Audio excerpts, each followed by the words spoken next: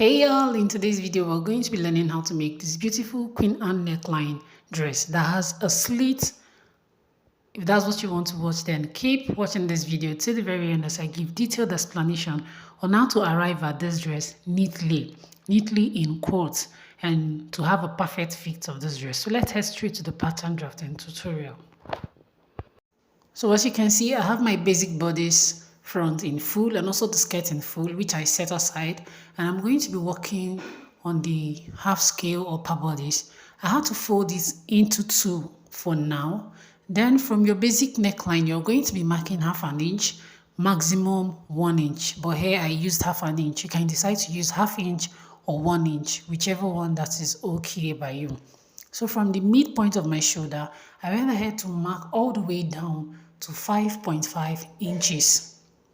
This is because I'm trying to dictate where the very slanting line that went from the shoulder is going to stop. So for the depth of the neckline, you want to mark it higher than that 5.5 inches. Okay, so at this point, this is where I marked my depth of the neckline. Remember, it's going to be higher than the 5.5 inches.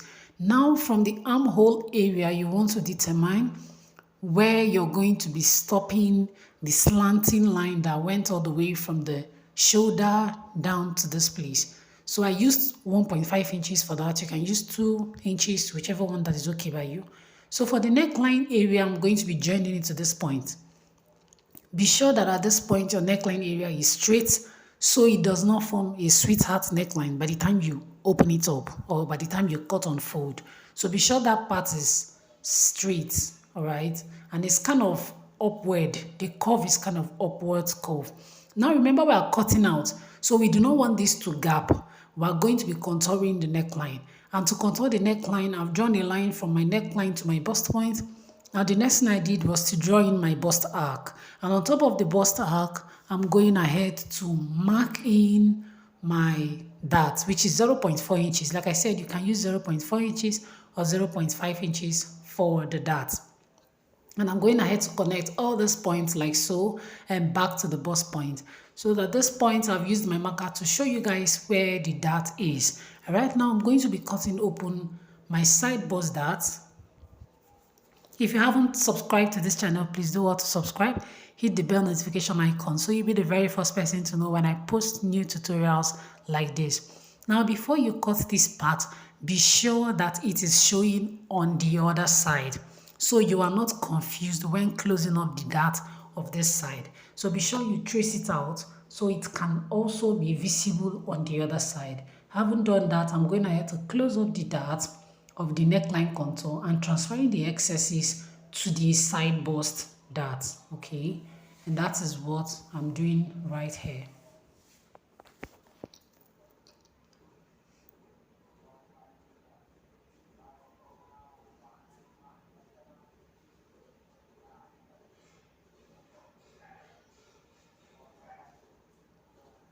So I've done that. I'll go back to fold it. Okay, I'll go back to put it on fold again. And since the line broke, I went ahead to kind of redraw it or smoothen it out. Then with my scissors, I'll go ahead to cut this open like so.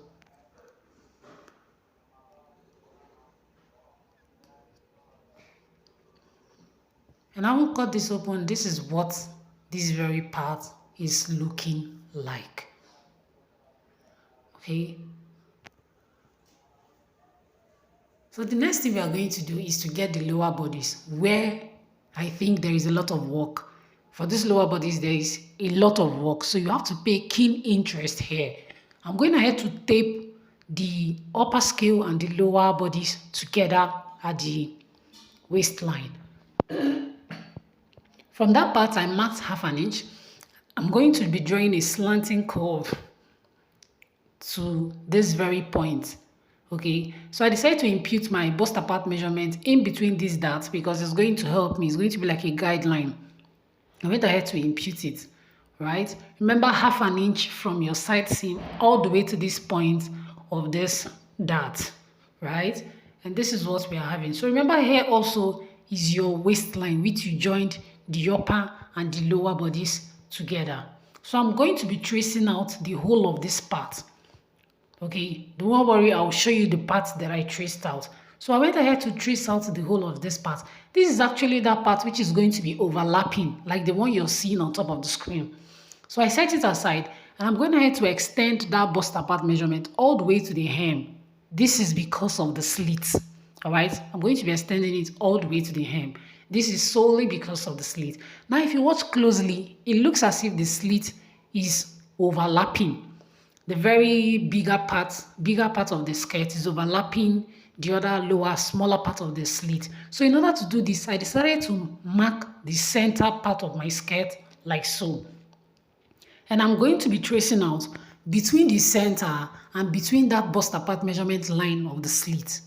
I hope you get it. I'm going to be tracing out the center and this bust apart measurement line of the slit. I'm going to be tracing out everything between that part, including the dart that went into that form.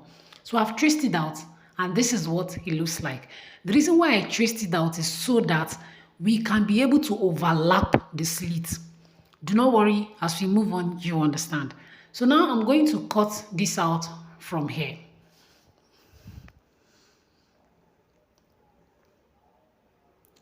So now we are detaching this from the upper bodice. Also, I'm going to be detaching this part from the upper bodice also. Once you get the technique, this design is very beautiful and it's easy to make. So now I'm going to be joining that part to this area, okay, thereby extending it so that by the time we put this on top of it, it is going to, and we sew all the way to this point, the slit is going to be like an overlap. Can you see that? The slit is going to be like an overlap. So that was the reason why we traced out that yellow part that we traced out. So having done that now, I'm going to be setting this aside so we can work on the other side. Now, the very part where we traced out, please, this very part where we traced out, it is unprofessional for you to stitch it on top of it. From the picture on top of the screen, the one we are recreating, it was not stitched on. So what I did was I retraced another pattern exactly as the pink one. So the yellow one is exactly as the pink one. Now the yellow one is going to be an inner piece. So you're going to see how I'm going to join this inner piece so that you can fold over and not stitch that pink one and not top stitch it. Okay, so this is what it's going to look like, but I'm going to do it in a way that you guys will understand perfectly. Firstly, I'm going to start closing up the darts because this is a fitted dress. So of course we're going ahead to close up the dart. And do not forget, on your fabric, you are sewing the dart. You are not closing it up, please. On your fabric, you are sewing the dart and not closing it up. But for this inner piece, of course, you are going to close up the dart because it's going to be on the inside. And for this very particular one, you are sewing up the dart. Okay, remember the pink one is going to be joined to the skirt bodice. So you are going to be sewing up the dart as a whole on your fabric. You're going to be sewing it as a whole on your fabric. So here I'm closing it up. At this point, I think my light was having issues, so this is what it looks like right now. And I'm going ahead to join this to this part. Please, as you're joining this, consider the side seam and the very outer part. Make sure the edges are touching. The edge of the pink pattern and the edge of the white, they are touching each other. Now neglect the center. If there are spaces in the center, do not worry. It's not going to alter the fit of your garment. Like I said, you're going to be sewing the dart between the pink and the white on your sewing machine. But that of the yellow piece, you're going to be closing it up because it's going to be on the inner piece. So what I did was to turn the yellow upside down. You're turning the yellow upside down so that the upper part of it is facing the upper part of the pink and the lower part of it is your waist. I hope you guys get it. The lower is your waist, okay? Like the lower part of it, which will folded inside, is your waist. I hope that is understandable. So that when you put this, you're going to be sewing all to the waist and then joining it. As we go on in this tutorial, you will understand more what I'm talking about. So we're going to be taking off this dart, okay? Of course, this whole stops here at that. and we're going to be cutting this off. Do well to cut this off on your pattern paper before you transfer to the fabric, because you're going to be marking it out as a dot on your fabric. So do well to cut it out on your pattern paper before you transfer it to the fabric. So we're going to be filling up that part. I always love to fill up every part that is open so I do not get confused. And for this part, the dart that went in here, we are going to be cutting it open, and you're going to be stitching this up on your fabric. When you cut it open on the pattern, you stitch it up on your fabric, please.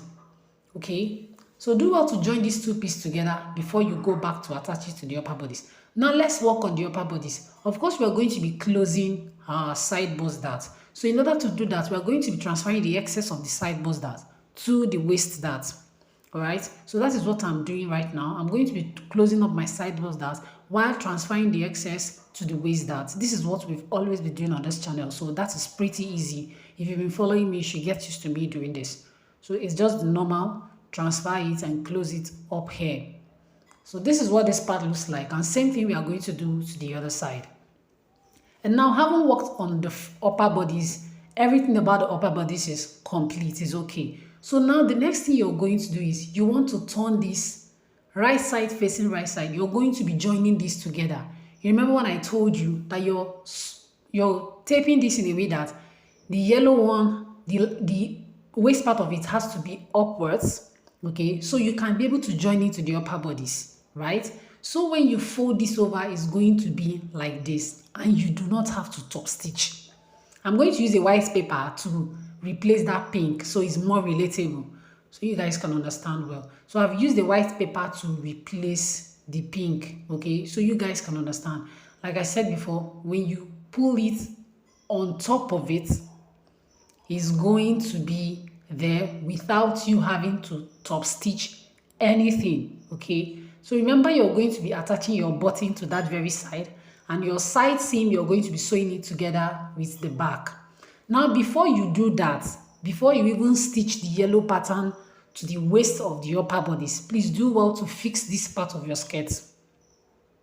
Do well to sew up this part of your skirt up until where you have your slits. All right, so after doing that, you're now going to sew the yellow pattern to the waist of the upper bodice. Okay, after sewing that up, you now go ahead to pull this up, use your button to hold that part, and for the side seam, you're going to be sewing it together to the back. All right, and that will help it be in firm. Your button is going to be there, okay? Then the side seam, of course, you're going to be stitching it together with the back during the shaping. And then the next thing you're going to do is to pull these two sides together. You want to turn over right side facing right side, and you're going to be sewing it up like so. And having done that, this is what we have. You're going to be putting your buttons, okay? You're going to be imputing your buttons this way. So those buttons are actually artificial buttons, okay? There is no buttonhole. Those buttons are artificial buttons. So you're going to be putting your buttons all the way down to where your slit started. And that is all for this tutorial. If you have any question, please leave a comment in the comment section. But I believe I've explained exhaustively. Okay, so this is what it looks like. This is what this design looks like. Very neat. You don't have to, no tacky stuff. Thanks for watching, and I'll see you in the next one. Bye.